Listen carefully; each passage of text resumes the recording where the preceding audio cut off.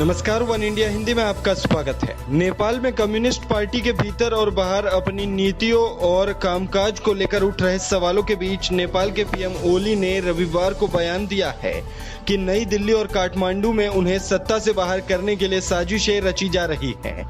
नेपाल के नेता मदन भंडारी की 69वीं जयंती के अवसर पर आयोजित एक कार्यक्रम में प्रधानमंत्री केपी शर्मा ओली ने कहा कि भले ही उन्हें पद से हटाने का खेल शुरू हो गया हो, लेकिन ये कोशिश सफल नहीं होगी।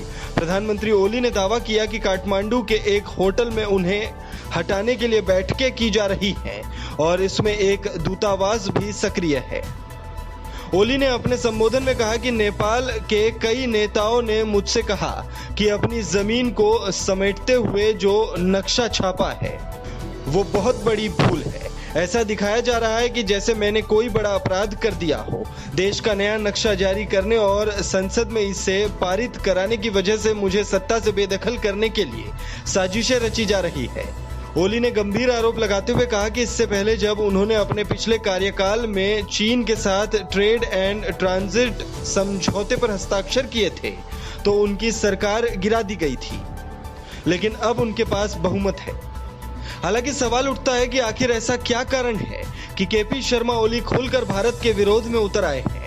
तो इसके कई कारण हैं, लेकिन उसमें से एक ये है कि ओली अपनी घरेलू राजनीति में चौतरफा आलोचना का शिकार हो रहे हैं। कोरोना वायरस की महामारी को ठीक तरह से हैंडल न कर पाने को लेकर ओली के खिलाफ नेपाल की सड़कों पर लोग विरोध प्रदर्शन करने भी उतरे। खुद को घिरता देखकर ओली ने नेपाल का नया नक्शा जारी कर दिया। इस नए नक्शे में भारत के काला पानी, लिपुलेख और लिम्पियाधुरा को शामिल किया गया था। ओली के इस कदम से ज्यादातर नेपाली खुश हुए। इसके जरिए ओली कुछ समय के लिए जनता का ध्यान भटकाने में कामयाब रहे।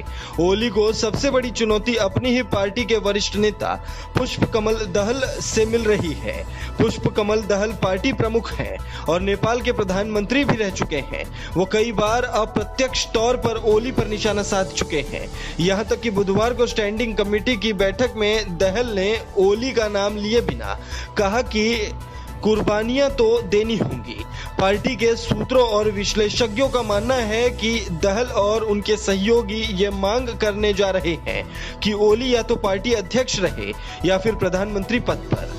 कई लोग ओली की रणनीति में फंसकर भारत पर लगाए गए आरोपों को सच मान रहे हैं।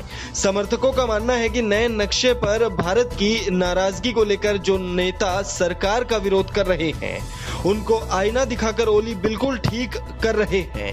स्टैंडिंग कमेटी के सदस्य और ओली के करीबी सत्यनारायण मंडल ने काठमांडू पोस्ट से कहा, सबको पता है कि भारत ओली को सत्ता के बाहर करना चाहता है, वो भी 1 मिनट में नहीं बल्कि कुछ सेकंडों में, और हमारे कुछ लालची नेता इसे भुनाने की कोशिश कर रहे हैं और सरकार के उठाए गए कदमों का विरोध कर रहे हैं। इस खबर में फिलहाल इतना ही। तमाम अपडेट्स के लिए बने रहिए वन इंडिया के साथ।